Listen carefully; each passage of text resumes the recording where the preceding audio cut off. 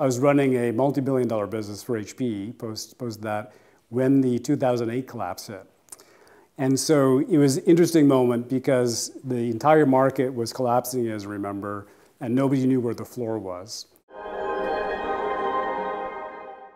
And at this point, I was leading now a global team of many thousand people, all of who were in disarray, and there's a lot of anxiety, personally as well as professionally. The tough part for me was I didn't respond to it very well. In my first year, I thought that we're in a crisis mode, and generally when I've been in crisis mode, you get very directive and get people focused on what has to get done. And then after about 9 months, I realized while we were kind of making progress, people's heart weren't in their job anymore. And I forgot that there's human beings that are kind of going through this turmoil, and we had to kind of get their emotional energy back in and get them talking and re-energized in a way. So I learned how to kind of recognize that and spent the next 9 months developing a lot of employee engagement programs to get people's hearts back into the business.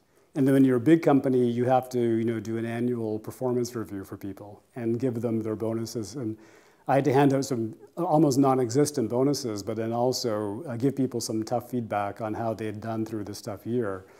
And quite frankly, I did one actually very good friend of mine that I gave a very tough performance review. And he was completely decimated and gave me some really tough feedback that I didn't understand what he was going through, what he had gone through in this last year. I was being overly kind of analytic about how I told him what he did versus talking to him about what the last year was like. So that really hard feedback really reset me in how I think about leadership.